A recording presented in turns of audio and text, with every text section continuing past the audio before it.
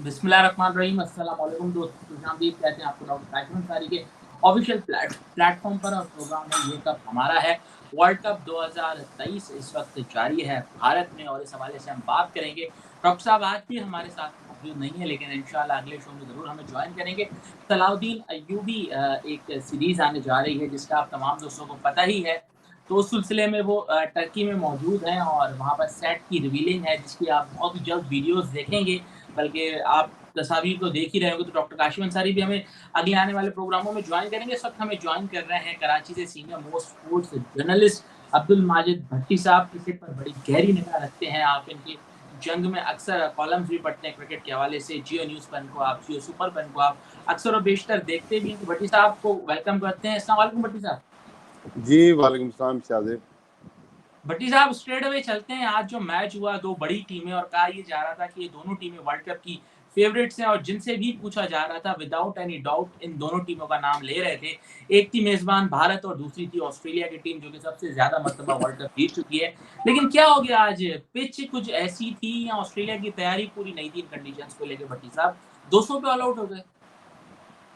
देखें, अगर वो मिचेल मार्श कैच ड्रॉप ना करते विराट कोहली का, मेरा ख्याल में वो डिसाइसिव पॉइंट था इस मैच का। अदरवाइज मेरा ख्याल में काफ़ी कंट्रोल में ऑस्ट्रेलिया ने सारे सिचुएशन को कर लिया था।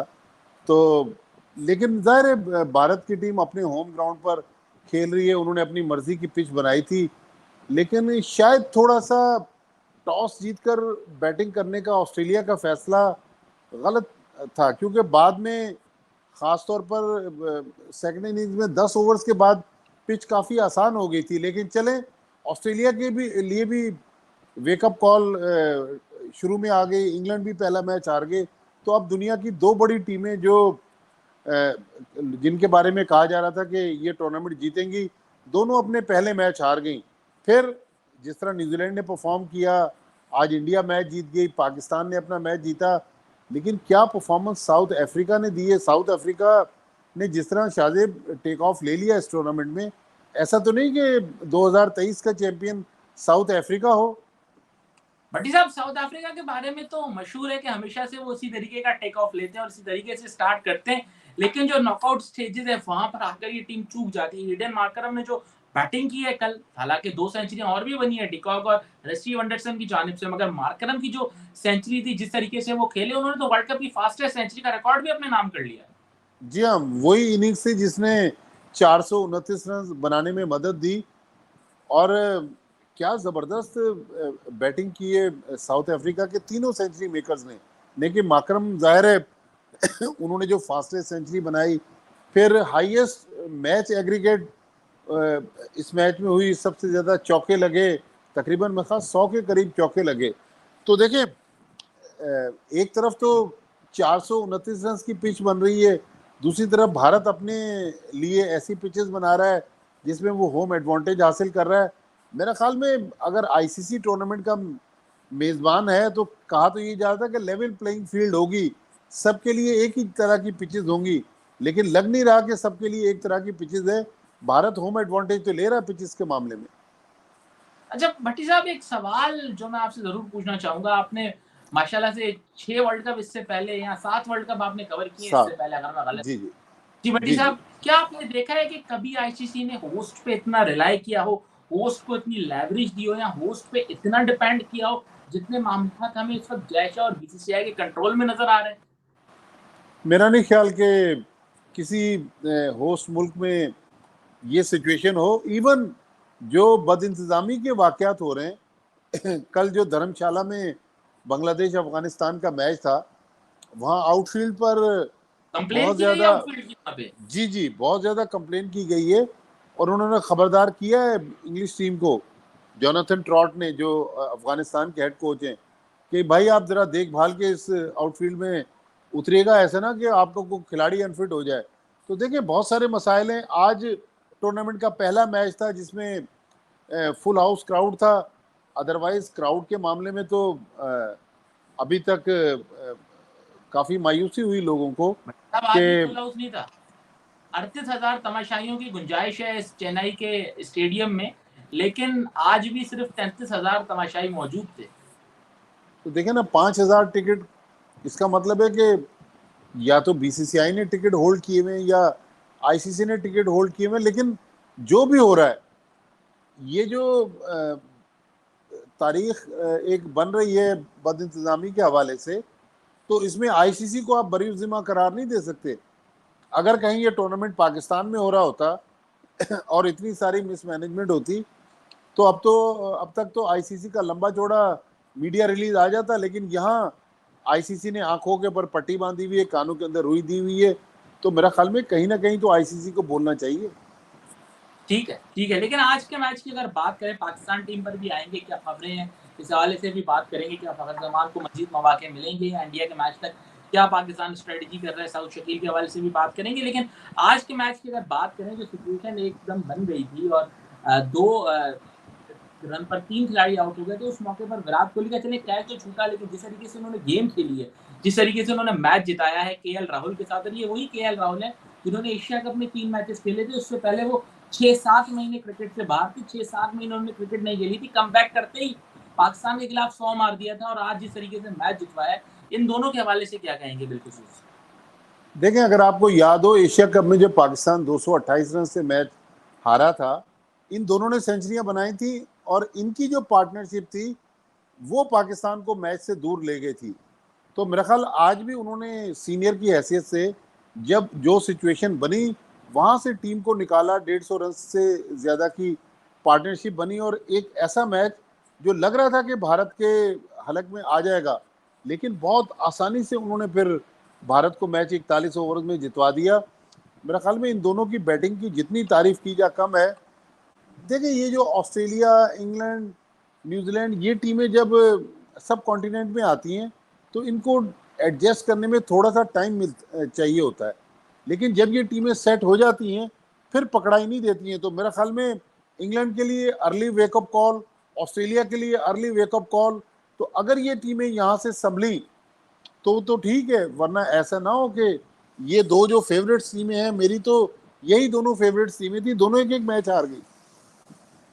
बिल्कुल दोनों एक ही मैच हार गई, एक मैच हार गई। और ये अर्ली अगर आप 2 या 3 मैचेस लूज कर जाते हो तो वो जो प्रेशर है वो फिर आपको आगे जाके देखना पड़ेगा ना। इसी वजह से मैं कह रहा हूँ होस्ट को एडवांटेज मिल रहा है, क्योंकि इंडिया ने जो अपने आखिरी 2 मैचेस रखे हैं भट्टी साहब, वो श्रीलंका और नेदरलैंड्स के अगेंस्ट रखे हैं, ताकि अगर उनको रन रेट में कुछ ऊपर नीचे हो तो वो उसको बेहतर कर सके।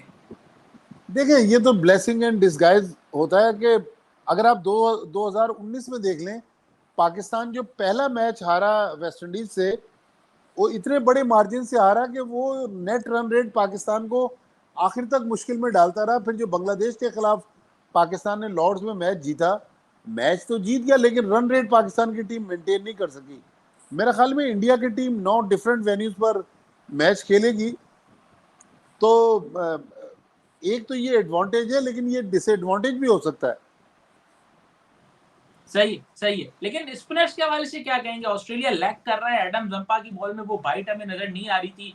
फिर उनके दूसरे स्पिनर जो थे वो ग्लेन मैक्सवेल थे, तो काफी स्ट्रगल कर रहे थे। फिर कहा जा रहा था कि जरूरत अगर पड़ेगी तो लबेशियन और स्टीवन स्मिथ जो कि रेगुलर बॉलिंग नहीं करते, उनसे बॉल करवाई जाएगी। लेकिन अगर इंडिया को हम देखें तो अश्विन की बॉल हो गई या फिर कुलदीप यादव की बॉल हो गई या रविंद्र जडेजा, तो आज 3 विकेटें ले उड़े थे। तो ये एक एडवांटेज है इंडिया को जो उन्होंने अपना एक स्पिन ट्रियो बनाया और कंडीशंस भी अपने साथ की हैं।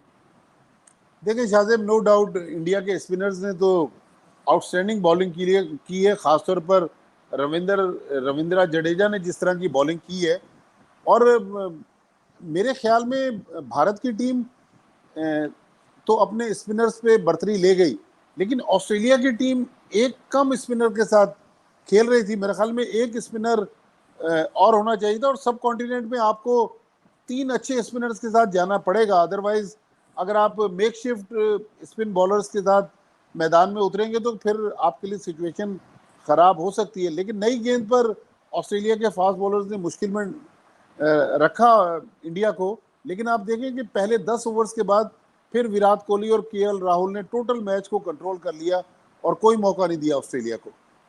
जब भट्टी साहब कुछ सवाल भी शामिल करते हैं, और रहीमुल्ला का सवाल है और उनका ये कहना है कि मोहम्मद नवाज से क्यों ओपन नहीं करवाई जा सकती। एक आउटसाइड थॉट है कि वो फास्ट बॉलर्स को अच्छा खेलते हैं और जितने ज्यादा लंबे रन हमें बनते हुए नजर आ रहे हैं यहाँ पर, और जितनी ज़्यादा बड़े रन्स हमें यहाँ पर स्कोर होते हुए नज़र आ रहे हैं, तो क्या ऐसा हो सकता है कि आउट ऑफ द बॉक्स एक चीज़ सोची जाए और थोड़ा-सा शफल किया जाए अगर ये ओपनर नहीं करते? क्योंकि आज मैं एक स्टैट देख रहा था और बड़ा इंटरेस्टिंग स्टैट है। 2023 में पाकिस्तान टीम ने 17 ओडीआई खेले हैं और पाकिस्तान ने पहले 10 ओवर में एक मर्तबा भी छक्का नहीं मारा। भारत ने 23 ओडीआई खेले और 37 छक्के हैं उनके, जबकि अगर आप एसोसिएट नेशंस की बात करें तो उन टीमों के भी 6-6 7-7 छक्के हैं। पाकिस्तान ने पूरे 2023 में पहले 10 ओवर में छक्का ही नहीं मारा। देखिए मोहम्मद नवाज से गेंद करवा सकते हैं, लेकिन मेरा ख्याल out of the batting open की बॉक्स। बात कर रहे हैं वो। देखिए बैटिंग ओपन करना तो ये तो फिर बहुत बड़ा गैम्बल होगा।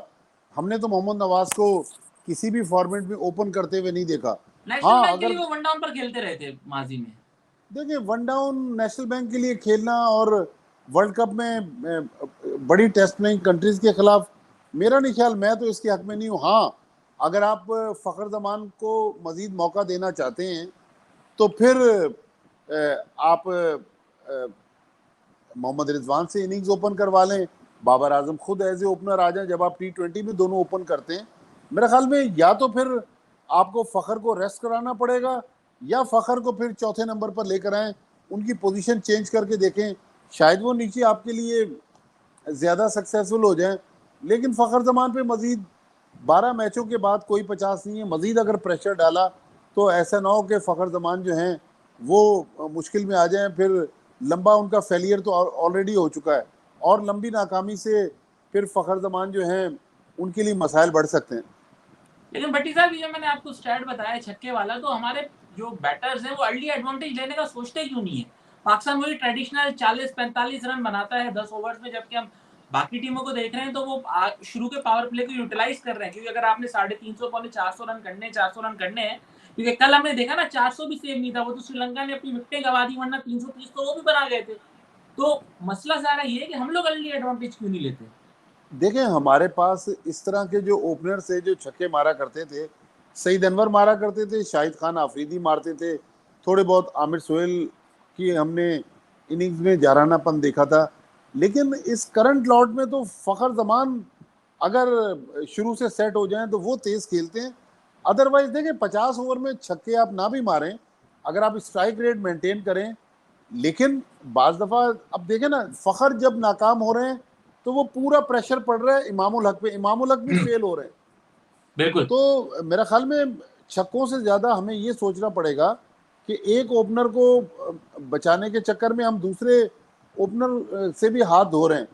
तो मेरे ख्याल में कहीं ना कहीं इस बारे में गौर व खोज की ज़रूरत है कि या तो फ़खर को ड्रॉप करें या फिर फ़खर को नीचे लेकर जाएं। अब्दुल्ला शफीक को जब आप लेकर गए हैं तो चलें वर्ल्ड कप में अब्दुल्ला शफीक पे गैम्बल कर लें। मुझे याद है 2015 में सरफराज अहमद जब सब नाकाम रहे तो सरफराज अहमद से इनिंग्स ओपन करवाई गई, वो 2 मैचों में मुसलसल मैन ऑफ द मैच हो गए। फिर रेगुलर सरफराज अहमद पाकिस्तान के वाइट बॉल के 11 में आ गए। तो मेरे ख्याल में अब आउट ऑफ द बॉक्स सोचने की ज़रूरत है। लेकिन जो मिजाज नज़र आ रहा है, जो सोच नज़र आ रही है बाबर आजम मिकी आर्थर की, वो सोच कुछ मुख्तलिफ है। क्या अंदर की क्या खबरें, कुछ तो आपको पता चला होगा, सोर्सेज आपके भी बहुत है भट्टी साहब। देखें अंदर की खबरें यही हैं कि इंजमामुल हक जब से हैदराबाद पहुंचे हैं तो मिकी आर्थर और ग्रांट ब्रैडबर्न तो उससे ज़्यादा खुश नहीं है, क्योंकि उन्हें 11 तारीख की फ्लाइट से वापस भी आ रहे हैं। देखें आना पड़ेगा, अदरवाइज तो फिर ऐसा ना हो कि एक मैच ग्राउंड में हो रहा, दूसरा ड्रेसिंग रूम में या हैदराबाद में वो तो डगआउट में शुरू। प्रैक्टिस के दौरान डगआउट में बैठे हुए नजर आ रहे थे भट्टी साहब। नहीं प्रैक्टिस की हद तक तो ठीक है, आप प्रैक्टिस में आप फॉर्मर कैप्टन हैं, आप बता सकते हैं, लेकिन आपने तो 15 सेलेक्ट करके दे दिए ना। जिन लोगों ने अब 11 सेलेक्ट करना है वो जिम्मेदारी उठाएंगे तो उनको जिम्मेदारी उठाने दें। मेरे ख्याल में उनके डोमेन में मुदाखलत करना कोई दानिशमंदी नहीं है, क्योंकि वर्ल्ड कप का टूर्नामेंट इंडिया में हो रहा है। अगर खुदा न खास्ता हमारे ड्रेसिंग रूम से एक हल्की सी भी चिंगारी उठेगी ना तो फिर उससे मामला जो हैं वो काफ़ी गड़बड़ हो सकते हैं। लिहाजा अगर 11 तारीख को इंतज़ाम आ रहे हैं तो अच्छी बात है। मुझे तो लग रहा है कि इंतज़ाम को शायद भेजा गया था कि आप जाके थोड़े इनके मामला देखें। अब आप देखें ना, इंतज़ाम सिर्फ सीनियर सिलेक्शन कमेटी के मेंबर नहीं है, जूनियर सिलेक्शन कमेटी के भी मेंबर हैं। हम्म, और आपकी हम्म, पाकिस्तान शाहीन्स ने जिस तरह डिजास्टर हुआ है इस एशियन गेम्स में, एकदम, आप अफगानिस्तान से सेमीफाइनल हार गए, तीसरी पोजीशन का मैच बांग्लादेश से हार गए, और आपने खुशदिल शाह, आसिफ अली, शाहनवाज धानी, बड़े बड़े प्लेयर्स को इस टीम में डाला था, और टीम में आखिर में रिजल्ट क्या दिया। तो मेरे ख्याल में जो लोग इस तरह की टीमें सेलेक्ट कर रहे हैं उनकी भी अकाउंटेबिलिटी होनी चाहिए कि पाकिस्तान क्रिकेट को लेके कहाँ जा रहे हैं। आजम खान को सिलेक्ट क्यों नहीं किया जा रहा, साइम अय्यूब को क्यों नज़रअंदाज किया जा रहा है। आप वही ट्राइड एंड टेस्टेड प्लेयर को बार बार टीम में डाल रहे हैं, तो उसके बाद फिर हमें ये तवक्को करना बहुत मुश्किल है कि ये टीम अच्छे नताइज देगी। हमारी विमेंस टीम की परफॉर्मेंस बहुत ख़राब है, वहाँ भी सोचो विचार की ज़रूरत है। पाकिस्तान शाइन्स की परफॉर्मेंस बहुत ख़राब है। अब अल्लाह करे कि पाकिस्तान की जो सीनियर टीम है ये कहीं ना कहीं वर्ल्ड कप में एक अच्छी जगह पर फिनिश करे। ठीक ठीक ठीक ठीक। लेकिन भट्टी साहब, जब जो अगला मैच है आपका श्रीलंका के खिलाफ मैच, और ये वो मैच है जिसमें पाकिस्तान एक एडवांटेज ले सकता है, लेकिन श्रीलंका की टीम भी जो पहला मैच अपना हार चुकी है, तो श्रीलंका की टीम भी स्ट्रांग आएगी।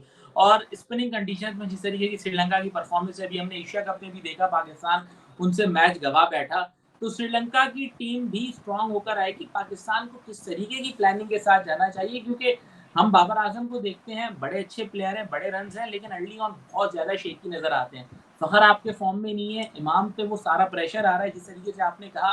कब तक आप रिलाई करेंगे कि आपके जो नए खिलाड़ी हैं सऊद शकील, जिनको अभी आपने टीम में डाला है, अभी ये भी नहीं पता कि 2 मैचेस खिलाने के बाद उसको तीसरा मैच खिलाएंगे नहीं खिलाएंगे, पहले मैच में मैन ऑफ द मैच बने, कब तक आप उन पर रिलाई करेंगे और रिजवान पर रिलाई करेंगे? देखिए, श्रीलंका की कंडीशन टीम जो है वो अपनी कंडीशन में तो बहुत मुश्किल टीम है, लेकिन मेरे ख्याल में इंडिया में पाकिस्तान टीम उनसे बेहतर टीम है। और फिर श्रीलंका के जो 2-3 बॉलर हैं वो अनफिट हो गए, हसरंगा अवेलेबल नहीं है। तो श्रीलंका की टीम जो है, हालांकि कल उन्होंने 325 रन बनाए 429 के जवाब में, लेकिन अभी भी मेरे ख्याल में पाकिस्तान को थोड़ा अपर हैंड पाकिस्तान को जाता है। लेकिन पाकिस्तान को अब डरना नहीं चाहिए। अगर हार से डरेंगे या सिलेक्शन में घबराहट का शिकार होंगे, अब देखें ना, सलमान अली आगा को मुसलसल मौका दिए जा रहे थे, लेकिन सऊद शकील को जहाँ मौका मिला उसने अपनी जगह पक्की कर ली। इस तरह हमारे पास जो बाकी प्लेयर बैठे हुए हैं उन पे भी सोचो विचार की ज़रूरत है कि अगर वो अच्छे हैं तो उनको मौका देना चाहिए। बार बार वो जो ट्राइड एंड टेस्टेड प्लेयर को जो खिलाने का एक रिवाज है उससे मेरे ख्याल में इज्तनाब करना चाहिए। शादाब खान ने नेदरलैंड के खिलाफ अच्छी बॉलिंग की है, लेकिन शादाब खान हमेशा जो एसोसिएट मेंबर्स की जो टीमें हैं उनके खिलाफ या हल्की टीमों के खिलाफ अच्छी बॉलिंग करते हैं, लेकिन उनकी जो परफॉर्मेंस ड्यू है वो बड़ी टीमों के खिलाफ ड्यू है। अब देखना है कि श्रीलंका के खिलाफ मैच, भारत के खिलाफ मैच, ऑस्ट्रेलिया के खिलाफ मैच, वहाँ शादाब खान क्या परफॉर्म करते हैं। लेकिन भट्टी साहब, थोड़ा सा अगर हम शाहीन शाह अफरीदी के हवाले से बात करें, शाहीन शाह अफरीदी पे बहुत ज़्यादा प्रेशर है और हमने देखा है वो नई बॉल से विकेटें लेते हैं, लेकिन इनकंसिस्टेंट रिसेंट मैचेस में हमें नजर आए। एशिया कप में भी उन पे बहुत ज़्यादा ओवर रिलाई किया जा रहा था, लेकिन क्या इसकी वजह ये तो नहीं है कि जो उनके बॉलिंग पार्टनर थे नसीम शाह, जो कि रन्स बिल्कुल भी नहीं देते थे। हम ये देखते थे शाहीन शाह अफरीदी विकेटें भी लेते थे, रन्स भी लीक करते थे, लेकिन नसीम शाह रन्स बिल्कुल भी नहीं देते थे। क्या इसका भी फर्क पड़ता है दूसरे एंड से बॉलर पर? देखिए, नसीम शाह नो डाउट पाकिस्तान के लिए बड़ा सेटबैक है, लेकिन प्लेयर्स तो अनफिट होते रहते हैं। 92 वर्ल्ड कप में वकार यूनुस टूर्नामेंट से पहले अनफिट हो गए थे, लेकिन पाकिस्तान ने वर्ल्ड कप जीत लिया था। हालांकि उस वक्त कहा जा रहा था कि वकार यूनुस जो है उनके बगैर वर्ल्ड कप जीतना नामुमकिन है। शाहीन शाह अफरीदी मेरा ख्याल थोड़ा सा रिदम में आस्ते आस्ते आ रहे हैं। वो अपनी शादी में भी मसरूफ़ रहे और उन पे तवक्कुआत भी उनसे बहुत ज़्यादा हैं। मुझे उम्मीद है कि जिस तरह हारिस रऊफ़ ने परफॉर्म किया है, शाहीन शाह अफरीदी भी अगले मैचों में हमें एक बेहतर शेप में नज़र आएंगे। ठीक है, ठीक है, ठीक है। अच्छा, एक सवाल हमारे पास आया है और वो ये आया है कि हमारा जो अफ़गानिस्तान से मैच है भट्टी साहब, वो खेला जाएगा चेन्नई में। तो क्या समझते हैं कि उस मैच में आज की कंडीशंस को देखते हुए पाकिस्तान 3 स्पिनर्स के साथ जा सकता है? और अगर 3 स्पिनर्स के साथ जाते हैं तो क्या फिर हम तीसरे फास्ट बॉलर हसन अली को बिठाएँगे, या फिर ऊपर कोई चेंजिंग हमें होते हुए नज़र आ रही है? देखिए शाहजेब, जो मैच अफगानिस्तान का है। अब पता नहीं उस वक्त कंडीशंस क्या होंगी, लेकिन जो अगर इसी तरह की कंडीशंस हुई जिस तरह की आज है, फिर तो पाकिस्तान 3 स्पिनर्स के साथ जाएगा। देखिए पाकिस्तान तो अभी नेदरलैंड के मैच में भी 3 स्पिनर्स के साथ गया।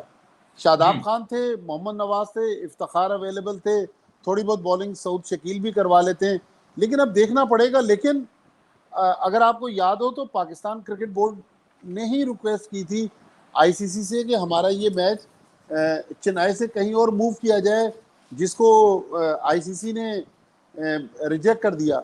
तो पाकिस्तान को ये चीज़ आसाब पे सवार नहीं करनी चाहिए कि राशिद खान, मुजीब और नबी यहाँ पर कैसी बॉलिंग करेंगे। तो मेरा ख्याल में पाकिस्तान जो है वो अफगानिस्तान से मैच जीतना चाहिए पाकिस्तान को।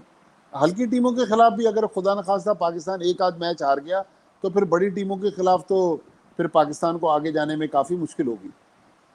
ठीक है भट्टी साहब, तो इंशाल्लाह फिर पाकिस्तान का मैच खेला जाएगा परसों, और मैच से पहले भी दोपहर 12 बजे आएंगे और बात करेंगे भट्टी साहब और डॉक्टर काशिफ अंसारी से, और इंशाल्लाह मैच के बाद भी आएंगे और पाकिस्तान की फतह को सेलिब्रेट करेंगे। और फिर जो बड़ा मैच है जिस पर सबकी निगाहें हैं, वो हफ्ते के रोज खेला जाएगा, पाकिस्तान और भारत का मुकाबला।